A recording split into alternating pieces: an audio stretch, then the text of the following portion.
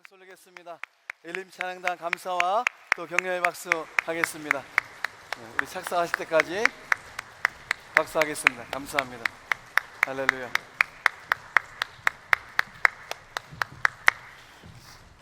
잠시 기도하겠습니다. 은혜 하나님, 지난 한 주간도 승리의 삶을 살게 하셨다가 복된 주일 주의 전에 나와 엎드려 예배하고 찬송할 수 있도록 성령의 충만함을 더하여 주신 이 은혜를 감사함을 드립니다. 예배를 흠양하여 주시고 또 이제 말씀의 자리로 나아갑니다. 성령님 충만케 하여 주시고 오직 주님만 드러나는 이 시간 되게 하여 주시옵소서. 감사하며 예수님의 이름으로 기도드립니다. 아멘. 할렐루야. 또 함께 따라해 주시면 대단히 감사하겠습니다. 저는 예수님 안에서 행복합니다. 저는 기쁩니다. 저는 평안합니다. 저는 건강합니다. 저는 복 많이 받았습니다. 저는 정말로 만사형통합니다. 입술의 고백대로 그대로 이루어질 줄로 믿습니다. 옆에 있는 분들과 인사하겠습니다. 당신은 정말로 복받은 사람입니다.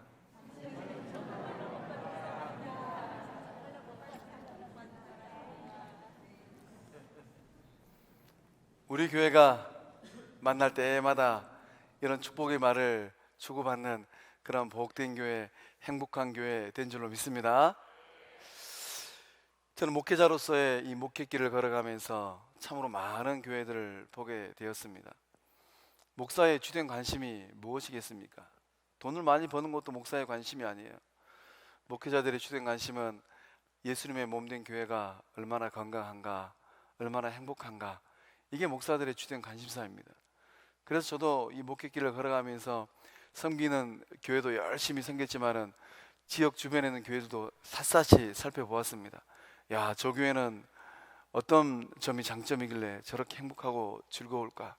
또 저 교회는 어떤 부분이 좀 연약한 부분이어서 저렇게 힘들고 어려울까?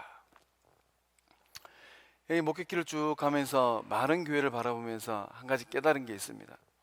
그 수많은 교회들 가운데 어떤 교회는 팔리기도 하고, 어떤 교회는 무너지기도 하고, 어떤 교회는 흩어지기도 하고, 어떤 교회는 사라지기도 했습니다. 어떻게 예수님의 몸이 이런저런 일들로 인하여서 흩어지고 사라지고 고통을 당할까? 반면에 어떤 교회는 이 참 어려운 시기와 순간 가운데서도 부흥하고 성장하고 날로 새로워지고 행복한 교회도 많이 보았습니다. 우리 성광의 식구들에게 물어보고 싶습니다. 여러분들은 어떤 교회 다니고 싶습니까?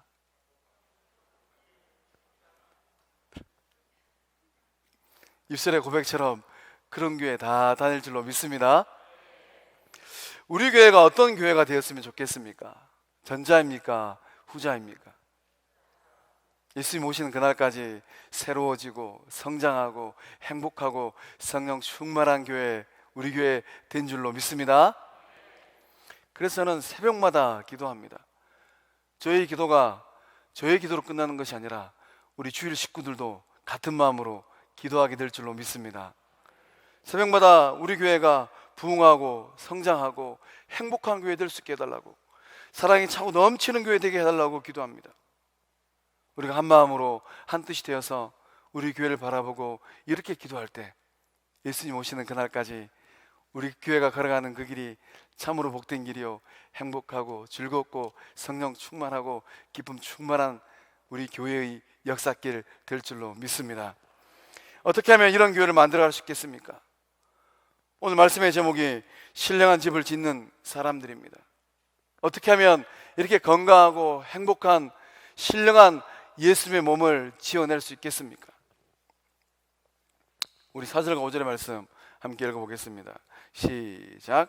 사람에게는 버림바가 되었으나 하나님께는 택하심을 입은 보배로운 산돌이신 예수께 나아가 너희도 산돌같이 신령한 집으로 세워지고 예수 그리스도로 말미암아 하나님이 기쁘게 받으실 신령한 제사를 드릴 거룩한 제사장이 될지니라. 아멘.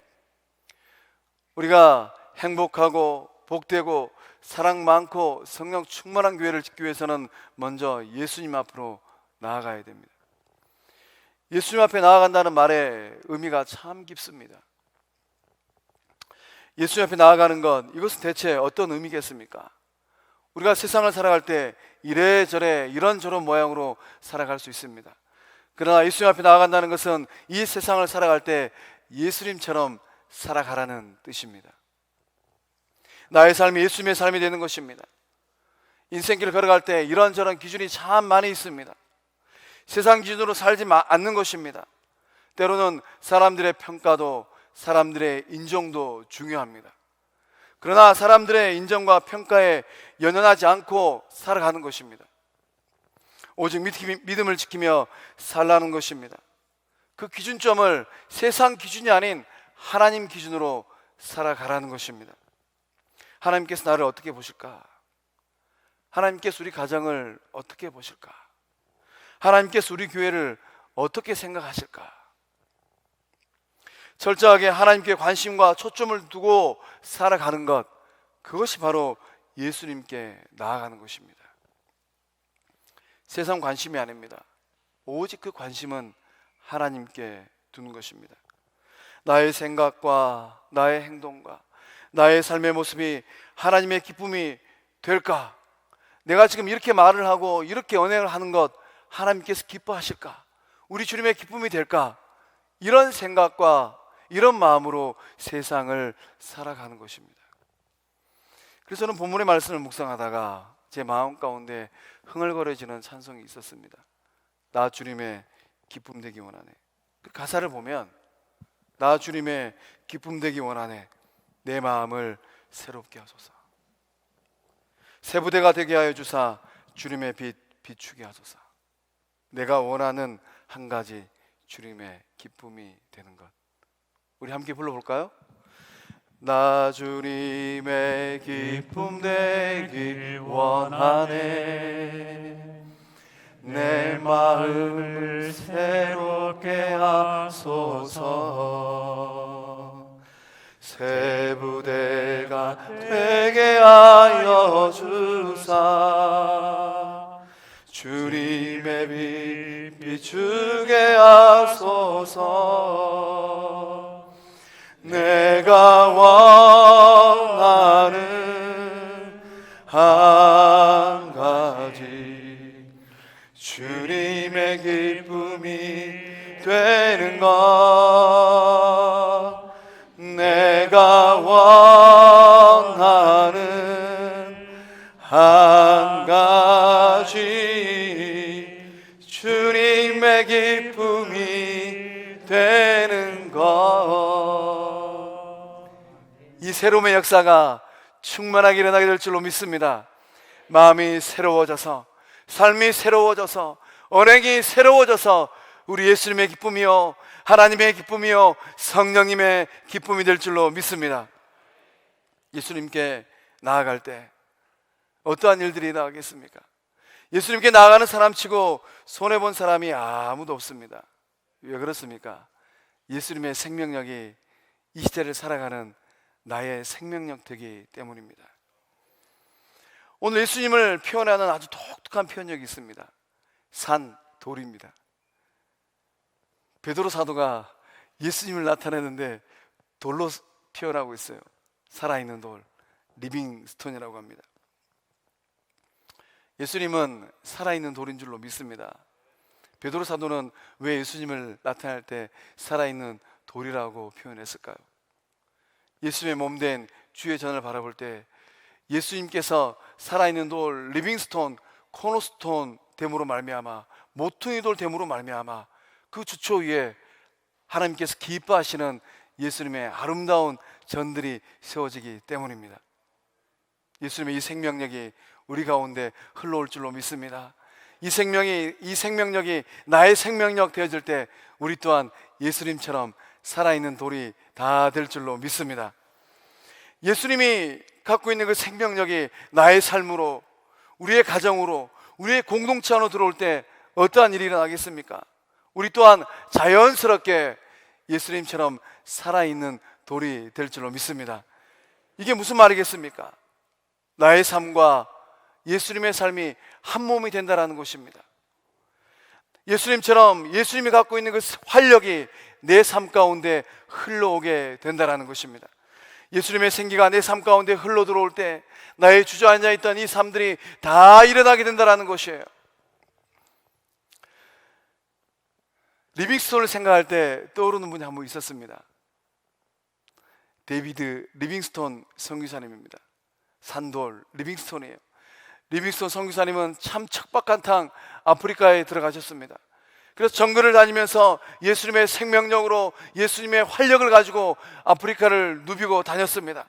그렇게 힘들고 어려운 아프리카 땅에서 생명의 꽃을 피웠습니다. 오늘을 살고 있는 우리들 또한 마찬가지인 줄로 믿습니다. 예수님의 생명력이 나의 생명력 되어질 때 거칠고 모질고 힘든 세상에서 예수님의 생명력으로 잘 살아가는 우리 모두 될 줄로 믿습니다. 그래서 예수님처럼 산돌이 되어질 때 우리들의 삶이 어떻게 변하겠습니까? 예수님을 꼭 닮아가게 됩니다. 예수님을 꼭 빼어 닮게 되는 것입니다. 나의 몸짓도, 나의 말투도, 나의 행동거지 하나하나가, 나의 생각 하나하나가, 나의 성품 하나하나가 조목조목 예수님을 닮아가게 된다는 것이에요. 그래서 예수님의 생명력이 나의 생명력 되어질 때 나의 삶은 어떻게 되어지는가? 어느 순간 나도 모르게 꼭 누구 닮아 있겠습니까? 예수님 닮아 있는 거예요. 우리 좌우로 인사 한번 하겠습니다. 예수님 꼭 닮았습니다.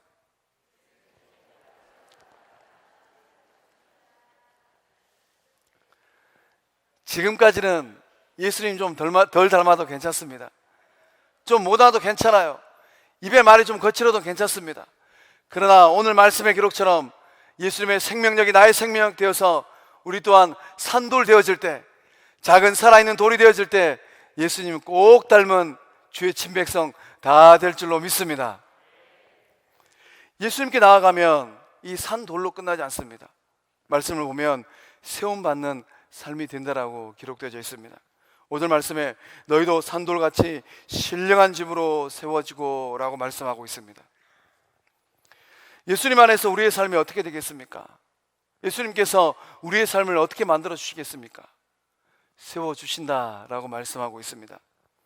이 세움받는 삶은 예수님 안에서 새롭게 일어나는 삶이 된다라는 뜻입니다.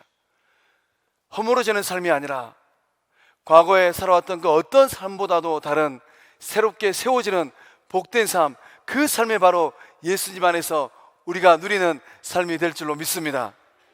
하나님께서 나의 삶을, 우리의 가정을, 우리 교회를 새롭게 세워주시고 새롭게 만들어주시는 놀라운 역사가 일어나게 될 줄로 믿습니다. 진실로 하나님은 어떤 일을 행하십니까? 과거에 이런저런 일들로 인하여서 좀 좋지 않은 모습으로 허물어져 버렸습니다. 우리 인생의 집이 구멍도 나고 모진 세파에 벽도 무너져 버렸습니다. 어느 순간 보니까 지붕도 날아가 버렸어요. 그러나 복음 안에서 하나님께서 우리의 이런 삶을 다 세워주시는 그런 놀라운 역사가 일어나게 될 줄로 믿습니다. 그 은혜를 받아 누릴 때 이 시대 가운데 정말로 행복한 주의 친백성 다 될 줄로 믿습니다. 예수님은 우리의 삶을 거들어 주셔서 새로운 집, 새 집으로 만들어 주시겠다라는 것입니다. 신령한 집은 어떤 집이겠습니까? 신령한 집은 다른 집이 아니에요. 신령한 집은 예수님의 몸된 교회인 줄로 믿습니다. 그러니까 이 자리에 나온 여러분 한 분 한 분이 얼마나 중요합니까? 여러분 한 분 한 분이 건강한 살아있는 돌, 새 돌 된 줄로 믿습니다. 우리 교회를 가만히 둘러보면 35년 전에 벽돌로 지었어요. 이 아름다운 이 교회를 지을 때 벽돌이 몇 장 정도 들어갔을까? 수백 장, 수천 장, 많게는 만여 장까지 들어갔을 것 같습니다. 이 건물 지어 올릴 때 벽돌 하나하나는 잘 구워진 벽돌입니다. 그런 잘 구워진 벽돌이 있었기 때문에 35년이란 세월이 지나도 이렇게 견고하게 잘 서 있는 것입니다. 소망합니다. 예수님 안에서 산돌이 된 우리 성광의 모든 식구들도 잘 구워져서 예수님 오시는 그날까지 견고하게 잘 세워져 있는 복된 삶 다 될 줄로 믿습니다. 그래서 누가복음 3장 5절의 말씀을 보면 예수님 안에서 새롭게 될 우리들의 인생을 향한 말씀이 기록되어 있습니다. 함께 읽어보겠습니다. 시작. 모든 골짜기가 메워지고 모든 산과 작은 산이 낮아지고 굽은 것이 곧아지고 험한 길이 평탄하여 질 것이요. 아멘. 예수님의 생명력, 예수님의 활력이 나의 활력 되어질 때 어떠한 일이 일어난다는 겁니까? 메워지는 역사, 평탄케 되어지는 역사가 일어나게 될 줄로 믿습니다. 인생살이가 180도 달라진다는 것이에요. 모든 인생을 살은 사람이라 할지라도 예수님 안에서 평탄하고 순탄한 인생살이 다 될 줄로 믿습니다. 낮은 자존감이에요. 세상 살아가다 보니까 험난한 인생길을 가르다 보니까 이리저리 치여가지고 내 자존감이 땅바닥에 내려가게 되었습니다. 그러나 우리 주님 안에서 그 낮은 자존감도 다 메워지고 높은 자존감으로 회복될 줄로 믿습니다. 막달라 마리아처럼, 이 막달라 마리아는 참 예수님 제자 가운데 험난한 인생을 산 사람입니다. 막달라 마리아처럼 이 세속에 찌들어 살다가 예수님 만나가지고 새로운 삶을 살게 된 한 사람이 있습니다. 일명 화류계의 마담 뚜입니다. 예수님 만나기 전에는 참 화류계의 큰 손이었습니다. 드러나 보셨습니까? 화류계의 마담 뚜. 이분이 예수님 만나서 완전히 인생이 달라져 버렸어요. 지금은 생명의 말씀을 전하는 목사님이 되셨습니다. 그림이 누군가 하면 조윤숙 목사님입니다. 이분 이런 고백을 하셨습니다. 그때 몰랐습니다. 저는 줄곧 혼자인 줄 알았습니다. 예수님 만나고 나서 보니까 내 인생이 혼자 사는 인생살이가 아니었구나. 이분은 일찍 부모님을 여였습니다. 그리고 서울에 있는 한 가정의 수양딸로 들어가게 되었습니다. 참 사랑 많은 양부모님의 배려로 피아노를 배우게 되었습니다. 이 가난한 그 삶으로 인하여서 뿔뿔이 흩어진 형제들이 늘 마음에 걸렸다고요. 그래서 이 형제들을 돌볼 돈이 필요했습니다. 그래서 음악 교사 자리를 그만두고 유흥업소 유혹에 빠지게 되었다고 합니다. 강남 룸사롱을 9년 동안 운영했다고 해요. 이 9년 동안 룸사롱을 운영하면서 엄청난 돈을 벌었다고 합니다. 이 9년 동안 이 룸사롱을 운영할 때 이 결혼도 여러 번 실패했다고 합니다. 그래서 이 화류계의 뒷골목을 살다 보니까 매일 술과 도박에 찌들어 살았다고 합니다. 결국 이 사업이 실패하게 되었습니다. 이 빚쟁이들을 피해가지고 이리저리 도망 다니다가 결국 죽어야 되겠다, 그렇게 결심을 하고 산에 올라갔습니다. 인생을 끝내려고 하는데 문득 스쳐 지나가는 돌아가신 어머니의 유언이 있었습니다. 어머니께서 유언을 남기시기를, 딸아, 교회는 빠지지 말아라. 그 유언을 남기시고 세상을 떠나셨어요. 곰곰이 생각해 보니까 어머니의 그 마지막 유언, 교회를 빠지지 말라는 그 유언이 가슴에 딱 와닿았습니다. 그래서 어머니의 유언을 생각하고 교회의 문을 두들겼습니다. 예수님을 만나게 되었고 예수님 안에서 은혜를 받게 되었습니다. 인생이 달라지기 시작했습니다. 화류교회의 큰손이 회개하고 강남 한복판에서 찬양을 하게 되었습니다. 또 하나님께서 이분에게 찬양의 은사를 주셔서 찬양 음반도 출시하게 되었습니다. 이곳 저곳에서 이 간증 집회 초청도 받게 되었습니다. 그래서 집회를 인도하고 또 음반도 내고 이러면서 또 하나님께서 물질의 축복도 주셨다고 해요. 어느 순간 이 수익을 계산하는, 돈을 계산하는 마치 장사꾼 같은 자신의 모습을 또 발견하게 되었습니다. 다시 한번 회개하게 되었습니다. 하나님, 제가 이 돈 버는 사람이 아닌데 또 어느 순간에 제가 돈에 매여 있습니다. 철저하게 회개하고 하나님께 주신 이 재정을 가지고 어디다 쓸까? 저 중국 선교지에다가 교회를 6개를 세우셨습니다. 그리고 하나님의 콜링을 받아서 신학을 공부하고 지금은 생명의 말씀을 전하는 목회자의 길을 걷고 있습니다. 사랑하는 성도 여러분, 주저하지 말고 예수님 앞에 나아가시길 바랍니다. 예수님 만날 때 어떤 인생살이라 할지라도 예수님의 생명력, 산돌 되신 예수님의 능력이 우리의 능력됨으로 말미암아 우리 또한 이 시대에 살아있는 돌, 리빙스톤 다 될 줄로 믿습니다. 이 리빙스톤이 여기서 끝나지 않아요. 신령한 집으로 세워진다고 했습니다. 하나님 앞에 영광의 예배를 드리는 진정한 살아있는 집이 될 줄로 다 믿습니다. 하나님 앞에서 신령한 제사를 드리는 거룩한 영적 제사장들 다 될 줄로 믿습니다. 집을 잘 짓기 위해서는 벽돌 한 장 한 장도 중요합니다. 그러나 잘 구워진 벽돌 한 장 한 장이 따로 떨어져 있으면 안 됩니다. 우리 교회 건물을 다 보더라도 벽돌 한 장 한 장이 서로 다 붙어 있습니다. 서로 연결되어 있기 때문에 35년이라는 시간이 지나도 이렇게 잘 버티고 있는 겁니다. 우리가 어떻게 하면 신령한 집을 잘 지을 수 있겠습니까? 우리 9절 상반절의 말씀을 또 함께 읽어보겠습니다. 시작. 그러나 너희는 택하신 족속이요 왕같은 제사장들이요 거룩한 나라요 그의 소유가 된 백성이니. 아멘. 상반절까지. 이 9절 상반절의 말씀의 의미가 무엇입니까? 신령한 집을 짓기 위해서는 분명한 정체성을 가지고 한 마음과 한 뜻이 되라는 거예요. 그래서 말씀을 보면 그러나 너희는 택하신 족속이요 왕같은 제사장들이라고 기록되어 있습니다.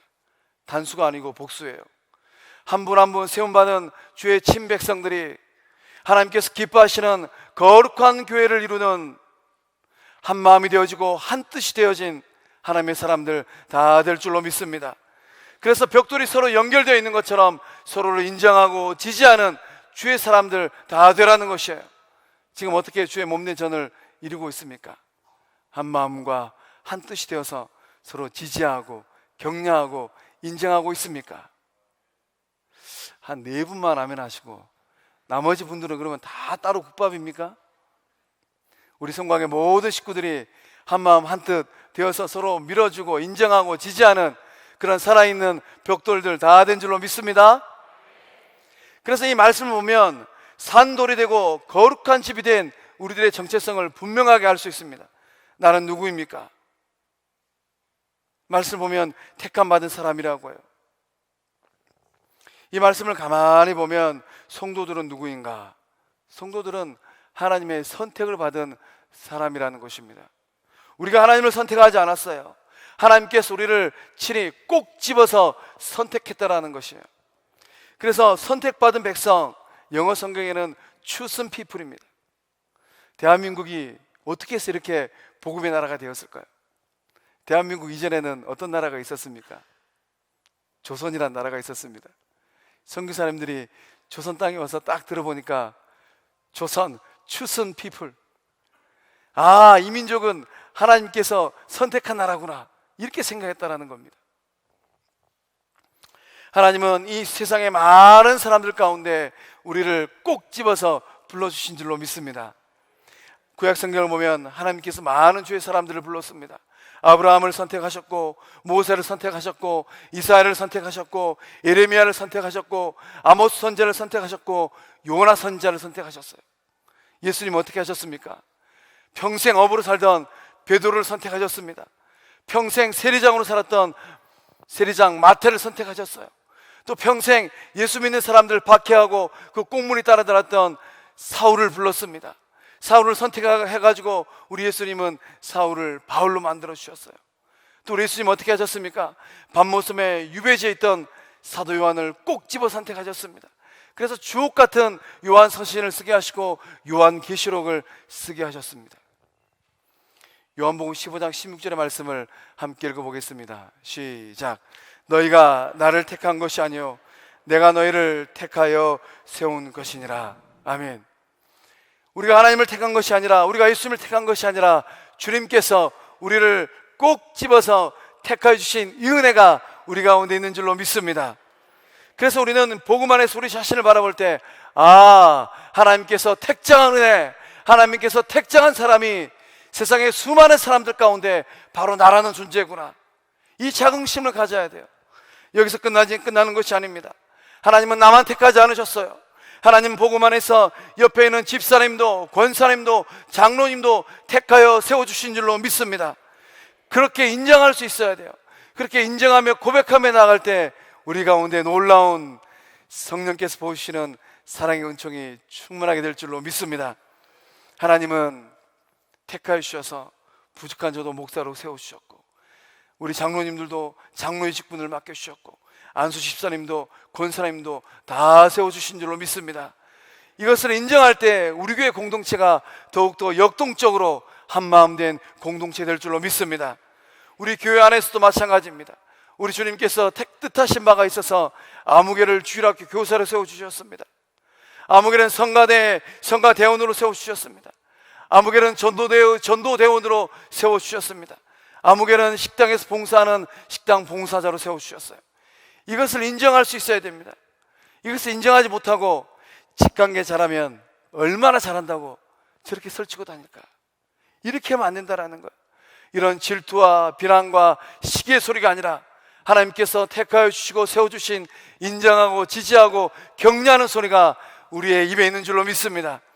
그래서 오늘부터 누구를 만나다 할지라도 음의 장로님 뜻하신 바가 있어서 하나님께서 주님께서 이렇게 우리 장로님 세워주신 줄로 믿습니다. 음의 집사님, 음의 권사님 하나님께서 뜻하신 바가 있어서 교사로 성가대원으로 또 주방 봉사자로 세워주신 줄로 믿습니다. 우리 권사님이 지은 밥이 가장 맛이 있습니다. 우리 집사님이 가르치는 가르침이 최고의 가르침입니다. 이렇게 지지하고 인정하고 격려할 때 우리 교회가 살아 역동하는 복된 교회 될 줄로 믿습니다. 또 말씀은 어떻게 기록되어져 있습니까? 왕같은 제사장이라고 합니다. 제사장은 대체 어떤 사람입니까? 한마디로 하면 제사장은 하나님 가까이 있는 사람이에요. 직설적으로 말씀드리면 제사장은 하나님의 최측근입니다. 여러분 누구라고 생각합니까? 하나님의 최측근이 누구라고 생각합니까? 누굽니까? 지금까지 그 사실을 모르고 계셨네. 제가 질문을 하면 가슴을 툭툭 치면서 바로 접니다 이렇게 답을 하십시오. 하나님의 최측근은 누굽니까? 그 말씀의 고백이 이루어질 줄로 믿습니다. 제사장은 하나님께 가까이 나간 사람이에요. 그래서 성서를 보면 제사장은 하나님께서 기뻐하시는 예배를 집례한 사람들입니다. 제사장이 드리는 이 향기로운 향기를 하나님께서 기뻐 흠양하셨어요. 제사장이 온 백성들과 함께 찬양하며 나아갈 때 하나님께서 그 찬양을 다 받아주셨습니다. 오늘날 하나님께 나아가는데 중간에 매개체는 없습니다. 왕같은 제사장 여러분들이 바로 하나님을 1대1로 직접적으로 만나는 복된 주의 사람들 다 된 줄로 믿습니다. 그래서 입을 열고 기도하고 입을 열고 찬양하고 입을 열고 하나님과 대화를 해야 되는 것이에요. 우리가 입을 열고 하나님을 바라보면서 하나님 내 삶이 이렇습니다. 하나님 우리 교회가 이렇습니다. 하나님 제 마음 가운데 이만저만한 이런 걱정거리와 근심 걱정이 있습니다. 기도하며 간구하며 나갈 때 전능하신 하나님께서 다이렉트로 들으시고 응답하시고 역사하실 줄로 믿습니다. 이게 바로 우리가 갖고 있는 영적인 특권입니다. 하나님을 바로 만나서 인생의 문제를 해결하고 하나님을 1대1로 만나가지고 하나님의 놀라운 은혜를 다 경험하는 우리 성광의 복된 식구들 다 될 줄로 믿습니다. 여기서 끝나지 않아요. 제사장은 어떤 사람인가? 이 제사장이란 말의 뜻은 다리를 놓는 사람들입니다. 이곳에서 저곳으로 다리를 놓는 사람들이에요. 제사장들이 있었기 때문에 이스라엘 백성들은 하나님을 향하여서 예배의 자리로 나아갈 수 있었습니다. 오늘 우리도 마찬가지입니다. 영적 제사장인 왕같은 제사장 된 우리 성광의 식구들이 이곳에서 하나님 향하여서 세상 가운데서 주를 향하여서 가장 가운데 십자가를 향하여서 다리를 놓아줄 때 수많은 사람들이 여러분의 삶을 통하여서 하나님 만나고 예수님 만나고 예배의 자리로 나올 줄로 믿습니다. 이런 영적 특권을 그냥 묻어두면 안 돼요. 오늘부터 우리의 삶의 자리에 나아가서 하나님께 주신 이 영적 특권을 10분 발휘해서 사람들을 주께로 인도하는 우리 모두 왕같은 제사장들 다 될 줄로 믿습니다. 말씀은 거룩한 나라라고 합니다. 이 거룩한 나라라는 말의 의미는 무엇이겠습니까? 하나님께서 특별히 하나님의 영광을 위하여서 하나님의 뜻하신 바를 위하여서 하나님의 목적을 위하여서 구별해 놓으신 사람들이라는 거예요. 하나님께서 여러분과 저를 따로 구별하셨습니다. 하나님께서 세상의 수많은 교회들 가운데 우리 성광교회를 따로 구별하신 줄로 믿습니다. 그래서 구별하는 게 굉장히 중요해요. 우리는 인생길을 걸어가면서 하나님을 위하여서 시간도 구별해야 됩니다. 주일은 누구의 날입니까? 주님의 날이에요. 나의 날이 아닙니다. 7일 가운데 6일은 열심히 일한다 할지라도 7일은 주님의 날이에요. 그날도 구별해야 돼요. 또 주일 가운데서도 오전 8시, 오전 10시는 누구의 시간입니까? 주님의 시간이에요. 하나님께 드릴 시간이에요. 한 달간의 삶을 살면서 하나님께서 우리에게 열심히 일할 능력을 주셨습니다. 그래서 열심히 일을 해서 경제활동을 했습니다. 10분의 1은 누구 것입니까? 주님의 것이요, 내 것이 아니에요. 그거는 하나님 것이에요. 하나님께서 우리에게 또 건강을 주셨습니다. 이 건강도 구별해야 됩니다. 아, 하나님, 이 건강 주님의 것입니다. 이 건강 주님 위해 쓰겠습니다. 이렇게 구별하며 나아갈 때 우리의 삶도, 가정도, 우리의 사회생활도 복되고 거룩한 삶 될 줄로 믿습니다. 이 입은 누구의 입입니까? 주님의 입이에요. 하나님께서 입을 딱 하나 주셨습니다. 세상 입으로 세상 입으로 만들면 안 돼요. 이 입술이 구별되어 가지고 복된 말을 하고 거룩한 말을 해야 됩니다. 그래서 예배당을 딱 끝나자마자 입에서 막 세상 방언이 나오면 됩니까? 안 됩니까? 안 된다라는 거예요. 입을 구별하여서 세상 방언이 아닌 주의 말을 하는 우리 모두 될 줄로 믿습니다. 또 말씀은 소유된 백성이라고 합니다. 이 말의 의미는 무엇이겠습니까? 누구의 소유인가, 이게 중요하다라는 거예요. 유명 연예인들이 소유한 물건들이 경매에 나올 때가 있습니다. 유명 연예인들이 이 사용한 물건들이 경매에 나오면 엄청난 값으로 매매가 됩니다. 이런 사람들이, 연예인들이 사용했던 물건들 아주 평범합니다. 볼펜, 안경, 옷, 신발 등등 우리가 쓰고 있는 거하고 똑같아요. 그런데 경매에 딱 나오면은 그 값이 엄청납니다. 그래서 제가 한번 찾아보았습니다. 우리가 잘 아는 마이클 잭슨. 마이클 잭슨이 이 공연할 때 썼던 하얀색 장갑이 있습니다. 이 장갑이 경매에 딱 올라왔습니다. 얼마에 팔렸겠습니까? 3억 7천만 원에 팔렸어요. 그 다음에 마이클 잭슨이 입었던 자켓이 있어요. 우리가 흔히 이 옷가게가 살 수 있는 옷입니다. 경매에 나왔습니다. 얼마에 팔렸을까요? 1억 9천만 원에 팔렸습니다. 또 마이클 잭슨이 썼던 모자가 있어요. 이 경매에 나왔습니다. 얼마에 팔렸을까요? 8,170만 원에 팔렸습니다. 또 우리가 잘 아는 마이클 조던이라는 농구 선수가 있습니다. 아주 유명한 농구 선수예요. 이 마이클 조던이 이 사인한 농구공이 있습니다. 이게 경매에 딱 나왔습니다. 얼마에 팔렸을까요?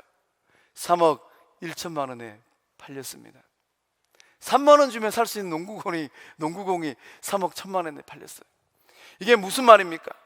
누가 입고 누가 신고 누가 쓰느냐에 따라서 그 가치가 달라진다라는 거예요. 오늘 우리는 어떻습니까? 여러분의 삶은 어떻습니까? 여러분의 삶을, 여러분의 시간을, 여러분의 건강을 누가 쓰고 있습니까? 온 우주 만물을 지으신 창조주 하나님이 여러분의 삶과 여러분의 시간과 여러분의 건강을 쓰고 있는 줄로 믿습니다. 그러니까 우리의 삶을 값으로 매길 수 있습니까? 없습니까? 세상의 수많은 사람들과 비교하면 우리들의 인생은 값을 매길 수 없을 만큼 귀하고 복된 삶인 줄로 믿습니다. 우리 좌우로 인사 한번 하겠습니다. 당신은 정말 비싼 사람입니다.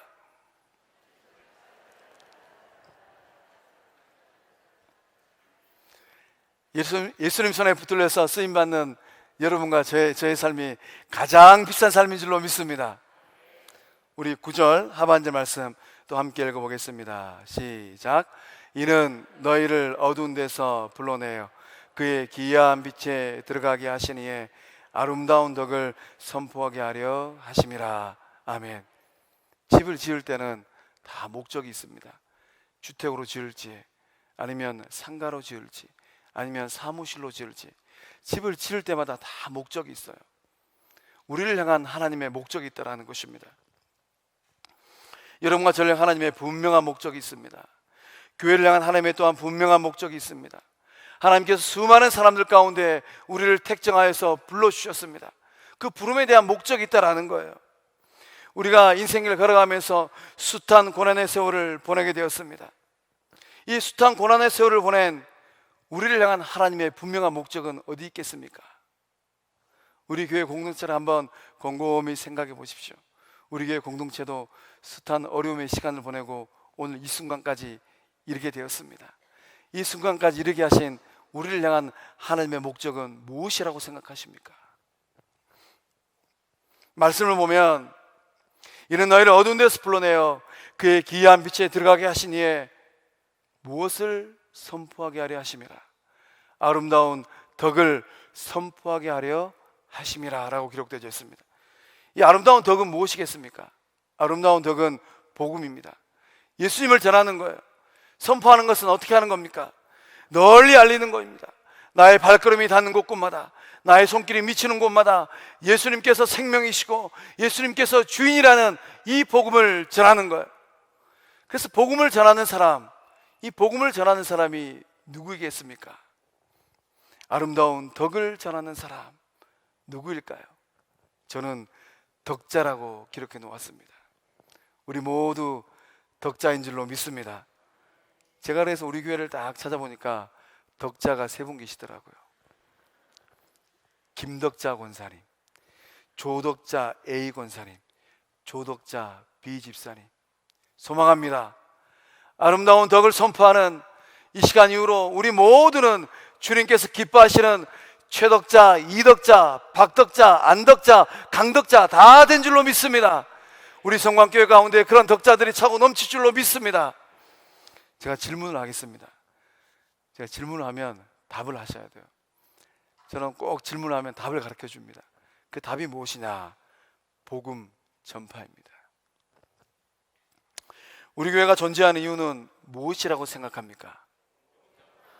우리 교회가 더욱더 건강해져야 될 이유는 무엇입니까? 여러분이 택함 받은 이유는 무엇입니까? 하나님께서 여러분에게 주시는 복을 다 받아 누려야 될 이유는 무엇입니까? 여러분이 더욱더 건강해져야 될 이유는 무엇입니까? 여러분이 인생길을 걸어갈 때 단 하루라도, 한 달이라도, 1년이라도 더 살아야 될 이유는 무엇입니까? 그 답변대로 살아가는 우리 모두 될 줄로 믿습니다. 생명의 복음을 증가하고 생명의 복음을 나눌 때 어떠한 일들이 일어납니까? 어둠 가운데 빛이 비추는 그 놀라운 역사가 일어나게 될 줄로 믿습니다. 우리 교회 가운데 복음의 역사, 성령의 능력이 충만하게 임하게 될 줄로 믿습니다. 어둠의 땅이었던 이 땅 가운데, 이 조선 땅 가운데 생명의 빛을 전하러 오신 선교사님 한 분이 계십니다. 루비 켄트릭 선교사님입니다. 이 선교사님은 1883년에 태어나셨고 1908년에 돌아가셨습니다. 1883년 미국 텍사스에 있는 아주 독실한 기독교 가정에서 태어나셨습니다. 사랑 많은 부모님 밑에서 잘 자랐습니다. 1907년 9월에 미국 난감리교회 여자 외국 선교부의 파송을 받아서 이 땅, 어둠의 땅, 조선 땅에 오셨습니다. 개성에서 한국말을 배우고 복음 증거 사역을 시작하셨습니다. 26 나이에, 꽃다운 나이에 이 땅에 오셨는데, 이 땅에 오셔서 딱 8개월 사시고 하늘나라 가셨습니다. 어쩌면 그때 이 땅에 오지 아니하고 아름다운 땅, 사랑 많은 어머니 계시는 미국에 있었더라면 삶이 달라졌을 것 같아요. 루비 켄트릭 선교사님께서 이 땅에 거하실 동안에 늘 입에 달고 살았던 말이 있습니다. 만일 나에게 1000개의 생명이 있다면 모두 조선을 위해 바치고 싶습니다. 여러분에게 1000개의 생명이 있다면 어디에 바치고 싶습니까? 선교사님께서 1908년 돌아가시고 나서 그 묘비에 이 글이 그대로 새겨져 있습니다. 만일 나에게 1000개의 생명이 있다면 모두 조선을 위해 바치고 싶습니다. 선교사님께서 돌아가시기 전에 미국에 있는 부모님께 편지를 한 통 쓰셨습니다. 사랑하는 아버지 어머니, 이곳 조선 땅에 오기 전 집들에 심었던 꽃들이 활짝 피어났다는 소식을 들었을 때 하루 종일 집 생각만 했습니다. 욕심쟁이 수지가 그 씨앗을 받아 동네 사람들에게 나누어 주었다니 너무나 대견스럽군요. 아마 내년 봄이 되면 온통 우리 동네는 제가 심은 노란 꽃으로 덮여 있겠군요.